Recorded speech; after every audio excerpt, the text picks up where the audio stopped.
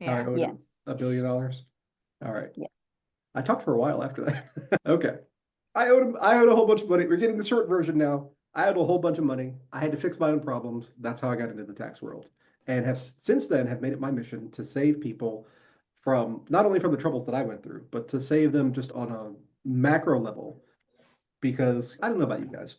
It doesn't even matter what you think about the election and which side you're on and what your policies are.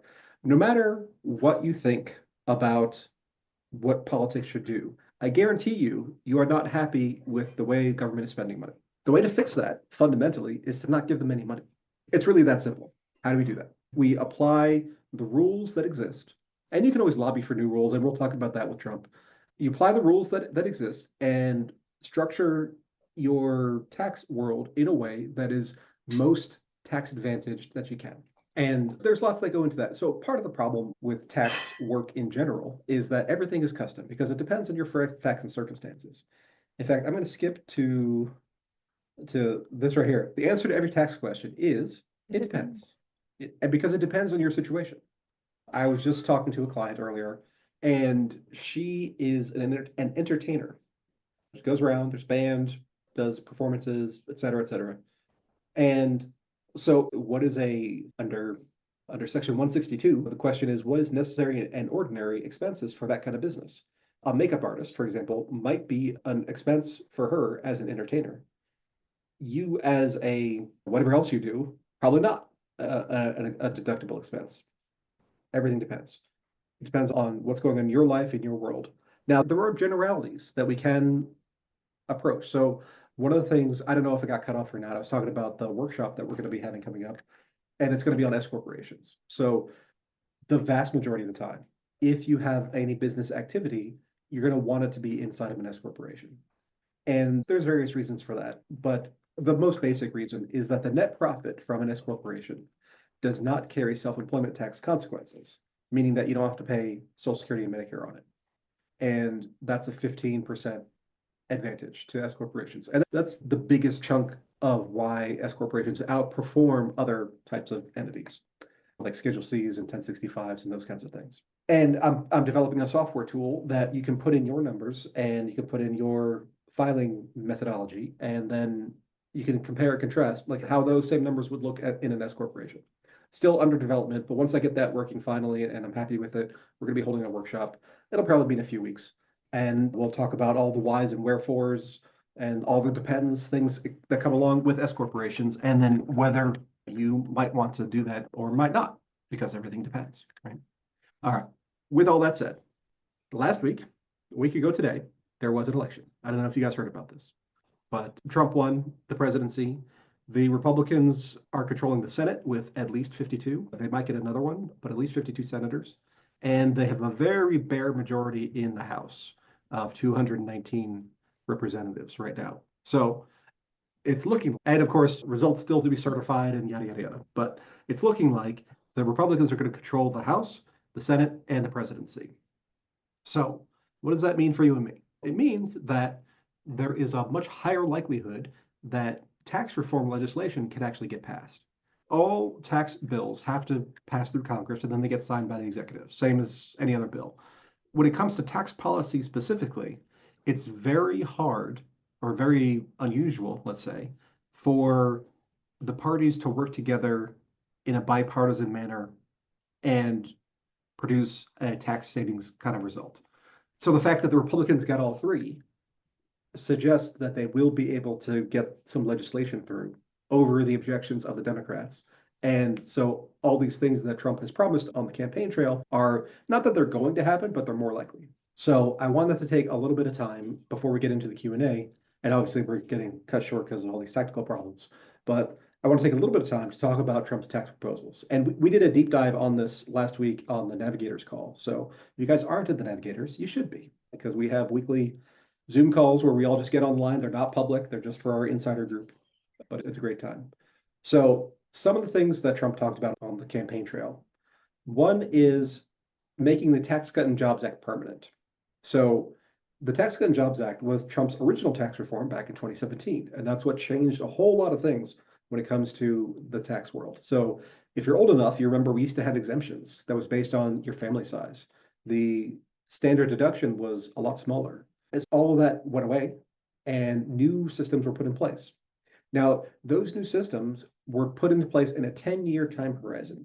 And there's technical government reasons why it was done this way, because they could do this and avoid a filibuster from the Democrats if they did it in this, what they call revenue neutral manner. And they created tax breaks primarily for corporations and businesses, small businesses too. And the people who so-called paid for it are people who live in high-tech states and itemized their deductions. That's how it worked. So there used to be a whole lot of deductions on the personal side that just vanished. And so like moving expenses was one of them. If you moved more than 50 miles and you did it for work purposes, your moving expenses were deductible on your federal tax return. That went away. And some states still allow for it, but federally it's gone. Your state and local taxes. So your state income taxes, your real estate taxes, those used to be unlimited. So if you're a high income earner in one of these high tech states, New York and Hawaii and California, New Jersey, that used to be a major deduction for you on your federal taxes. That got limited to $10,000. And the reason these limitations were introduced was to pay for and make revenue neutral the projections of this tax change back in 2017. A big question becomes is are they going to have to go through the same process again? Because as we approach 2026, we're in the tail end of the Tax Cut and Jobs Act years, and we're seeing things change. And so what they want to do, what Trump has said he wants to do, is to make the original implementation of the Tax Cut and Jobs Act permanent. And the big thing for that is that they want to repeal the cap on state and local taxes. So all those New York high-paid people that were paying tens of thousands of dollars in New York income taxes, you're going to get those deductions back if Trump gets his way. Will it actually happen? Don't know, but at least they're talking about it.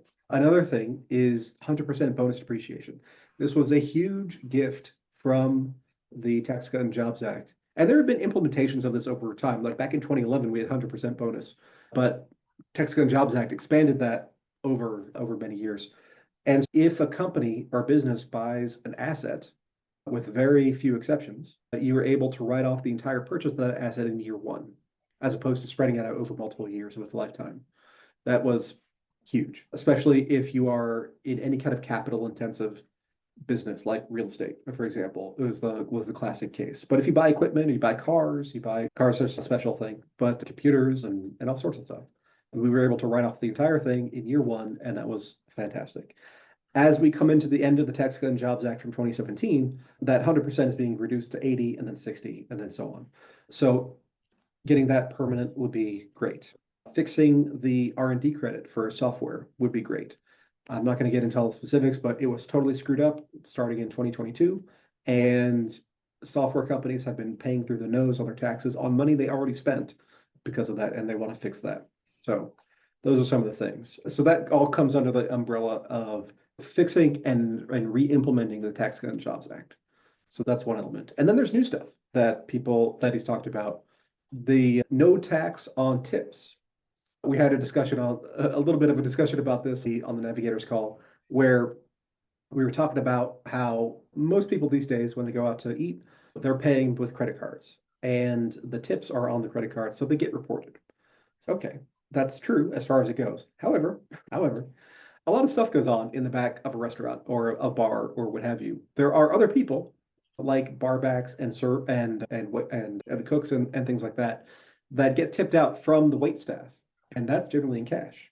How much are they reporting? They're supposed to report everything, but whether they do or not is debatable. But if tips were to be non-taxed, that would be a huge win for people especially in higher end restaurants and things like that, because the fancier the place, the more percentage people make in tips.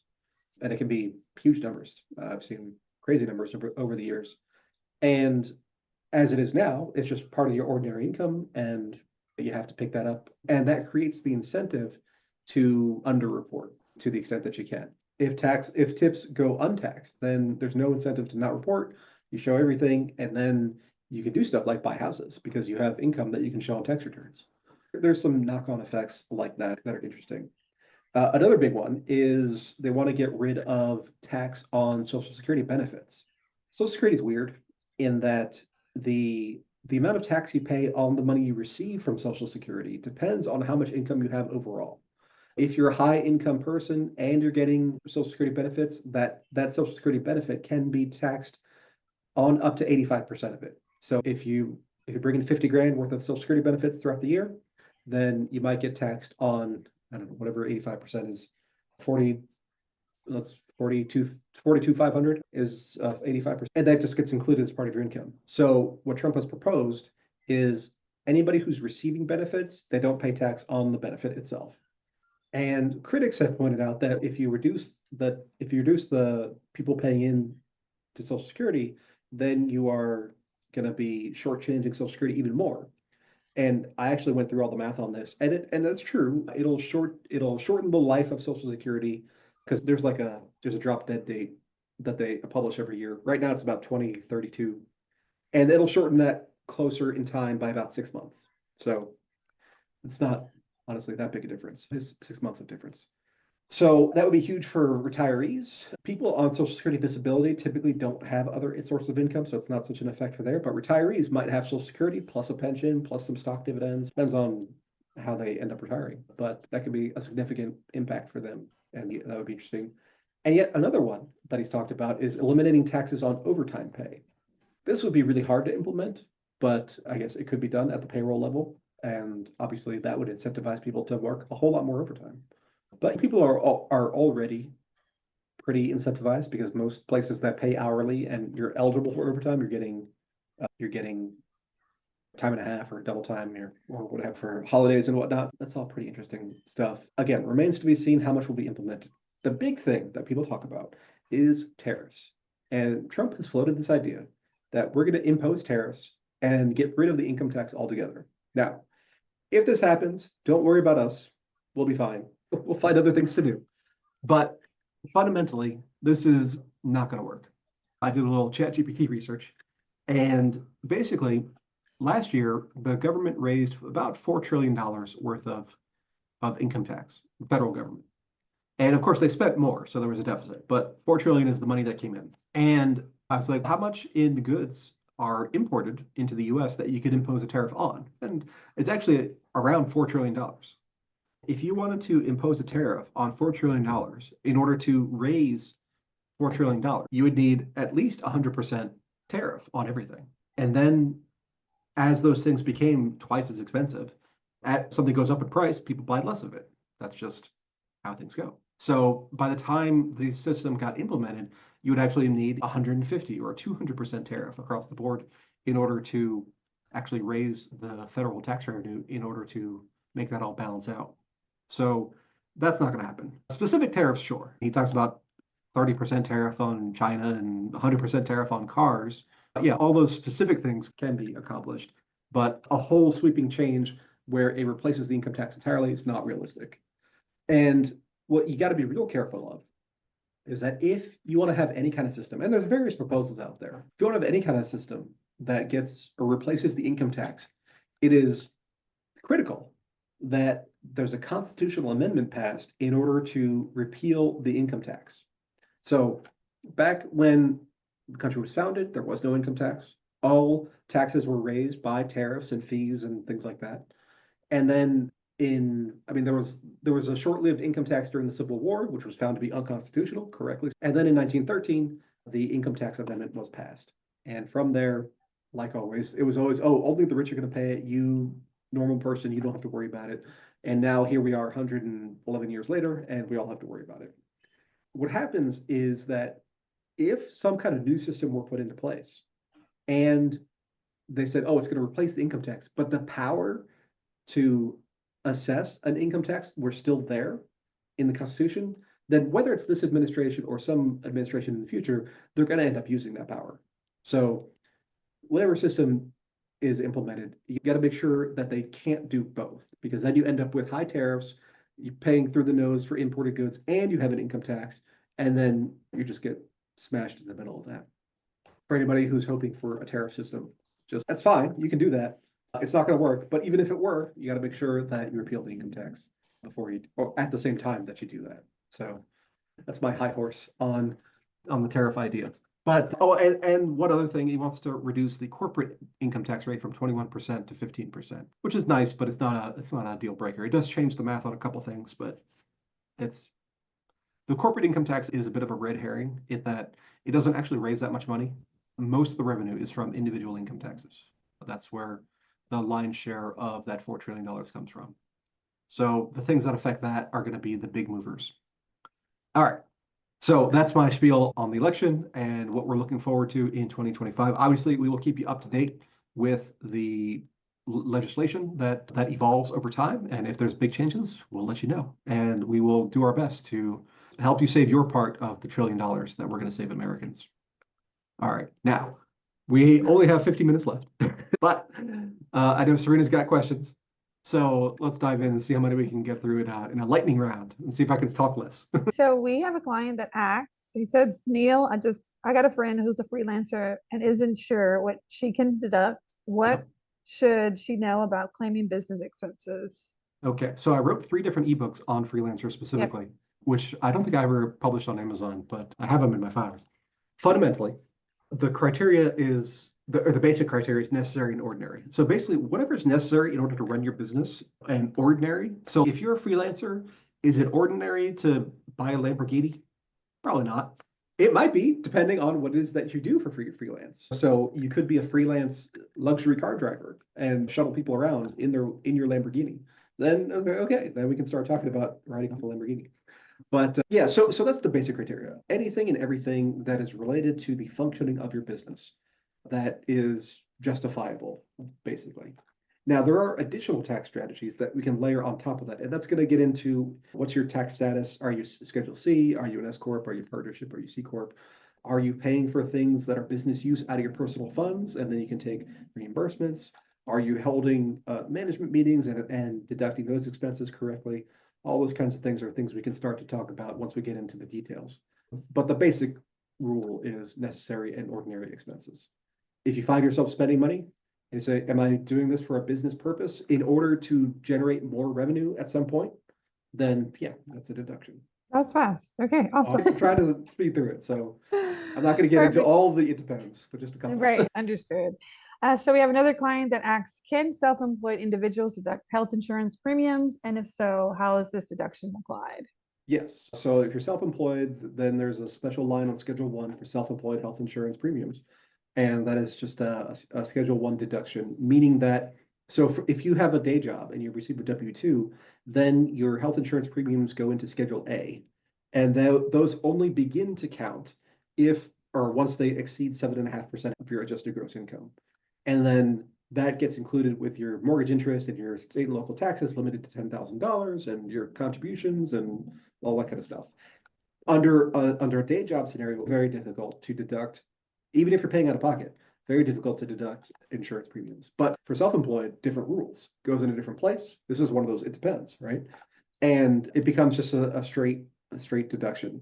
Now, one thing to keep in mind is that if you're self-employed and you're paying self-employment tax on that amount, the self-employed health insurance deduction only affects your income tax. It does not affect your self-employment tax. So some people might get confused. Let's say I have a $30,000 profit and I have $20,000 worth of insurance premiums, because that can certainly happen. And so I should only be paying tax on 10 grand. And the answer is that yes, for income tax purposes, that's true. For self-employment tax purposes, you're paying on the full 30. It's people can get caught up in the nuances there. But yeah, it's on Schedule 1 deductions, page 2. Schedule 1 is the answer, guys. Yep. So another question, Neal, is are individuals required to report income from side hustles or small online businesses? And what is the threshold, if so? The threshold is 0, but yes. So under the way U.S. tax law works, all Americans, all U.S. taxpayers have to report all income from all sources. There is no exception to that, except that's not true. There is an exception to that. So certain things are excludable under certain circumstances, but generally no. So if you have a side hustle, you make $1, then you're supposed to put that on your tax return somewhere. Now, where it goes depends on what it is you're doing. And if there's expenses associated with that, then okay, you have the $1, but then you have expenses. Maybe you end up with less, maybe you end up with a negative. Just depends on the situation. But yeah, you are required to report side hustle income of all sorts. So that's not a it depends question. I mean, there is an it depends, and it's killing me to not go into it, but for sake of time, I'm gonna skip that because it's a very edge case scenario and doesn't apply to 99.9%. Understood. So we have another question, Neil, about a married couple. Yep. What factors determine whether a married couple should file jointly or separate? That's a question we get a lot, actually. And, Mhm. it's interesting. So for a given amount of income, so let's just pick a number, 100 grand. If there's $100,000 of income in a married couple, then it's always going to be a lower tax scenario in order, to file that as married filing joint. So combining that household into a single thing and applying tax rates at $100,000, as opposed to 50-50 or 25-75 or whatever the split would end up being, filing separately. That's the general rule. However, there can be cases where things get twisted around, right? So the case we see a lot is actually student loans. So some people are on student loan repayment plans that are income based. And if they file jointly, then the student loan people will see the joint income and actually raise the monthly payment on their student loans. And people want to avoid that, so they'll pay the higher tax in order to save on the student loan payments. So that's something that we've seen many times over the years. Another case can be with children, and sometimes it's better for one spouse to claim the kids just because of the income and the credits associated with the kids. There's certain rules regarding residency and like where people live to make that work. There could also be cases where somebody might not want to file jointly. Just so we had one client actually who is in this weird kind of business. He's like a minority owner of this odd business and just got married. And his new wife said, I'm not filing jointly with you until you get all this stuff cleaned up. And that's just okay. It's not a tax argument, but it's just I'm not going to get involved with your mess. So that's another case. And then there can be other scenarios where let's say it's a second marriage or something like that, and somebody owes back child support, and the IRS is going to take any refunds to apply to back child support. And the other spouse, the new spouse, doesn't want to get involved with that. And that could be a reason to file separate. In those scenarios, there are ways to allocate the refund so that, oh, this part is not related to this person who owes this money, but it can be difficult to get that actually done in a way that achieves the outcome that people want. Sometimes people will just file separately just because of that. The general rule is whatever your income, whatever your combined income is, married filing joint is going to be the lowest tax assessment. But there are all these complicating factors that can sometimes make it worth doing separately. And you got to evaluate that on a case by case basis. All right. Do we have time for one more or no? Let's try one more. Okay. So under what circumstances are unemployment benefits considered taxable income? Any circumstance except for 2020. Yeah. So normally unemployment is taxable. And during COVID, there was an exemption that was passed for, if I'm remembering right, the first $10,000 or so worth of unemployment benefits they excluded from tax. And they did it like after the year was done and after we'd filed tax returns, which was crazy. And then they retroactively applied it to the people who had already filed. It was just COVID was a crazy time. But in general, it's just income and it gets included as part of your ordinary income from it's another Schedule 1 item. It's a Schedule 1 addition rather than a Schedule 1 subtraction. And yeah, it's just part of it. Some states will exempt some unemployment income, but I can't remember which ones off the top of my head, but I have seen that. And yeah, that's the general rule. So barring special legislation from Congress, it's part of your taxable income. All right, that's a quick one. Let's do one more. One more? Okay.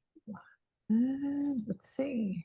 Okay. So what qualifies someone for earned income tax credits and how are they eligible for that Yeah, credit? so earned income credits come from primarily from children and earning and having earned income, hence the name, in a certain range. So as a single person, you can get earned income credits if you make less than 13 or $14,000 a year. And earned income is defined as money you're paying either self-employment tax or payroll taxes on. So if you get gambling winnings of $5,000, that's not earned income because there's no payroll tax associated with it. If you have a part-time job and you make $5,000, then yes, that is earned income. So for single people, it's a minor factor. We don't see it too often. For people with children, though, the numbers go up significantly. And I'd have to look at the latest tables, but basically, if you have up to 3 kids, you can make 40 to 50 grand and get earned income credits. So every springtime when people start filing taxes, you'll start to see these signs on the side of the road pop up. It says $7,000 for tax credits available. And that's what they're talking about, because the earned income credits can be significant if you hit the right range of income for your family size. And it goes, it's either one, two, or three children. And obviously, the more children, the more credit you get.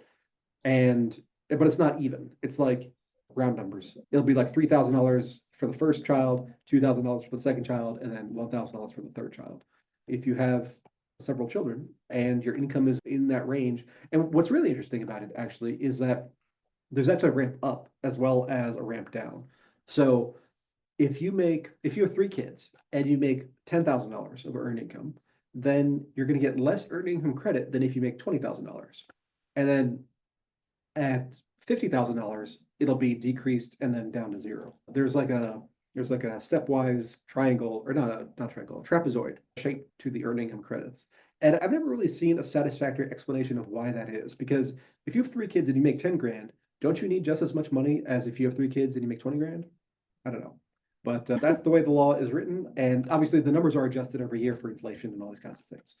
But yeah, fundamentally, if you have children and you don't make enough in the opinion of the federal government, they will give you extra money for it. And that's what the earned income credit is. So they want to support what we would loosely call the working poor who have children. But yeah, it's just a standard credit that gets filed. Every tax software I've ever seen will calculate it pretty easily.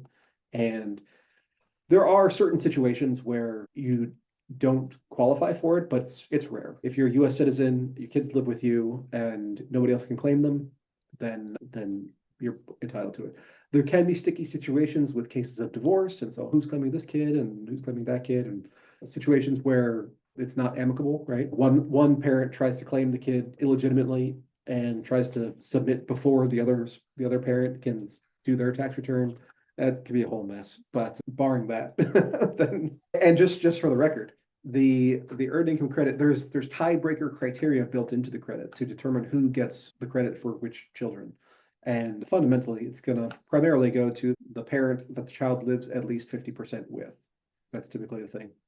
See, this is a whole it depends thing, because there could be divorce decrees where the court says one thing, the IRS says another, and it's a whole back and forth. The courts end up winning in that situation, by the way, but it can be a struggle.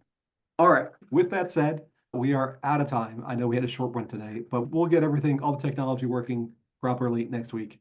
But that'll be the 19th at 6 p.m. Eastern. In the meantime, become an Explorer. Explorer is our free group where you can get notifications. I didn't send one out today for this because I ran out of time, but you'll get notifications about workshops and new tools and all these kind of things. And there's a whole bunch of stuff in the Explorer learning portal already and guides. I've been sending out the partnership blueprint guide a lot lately because people keep saying, "Oh, I'm going to be doing this thing. Let me send you this.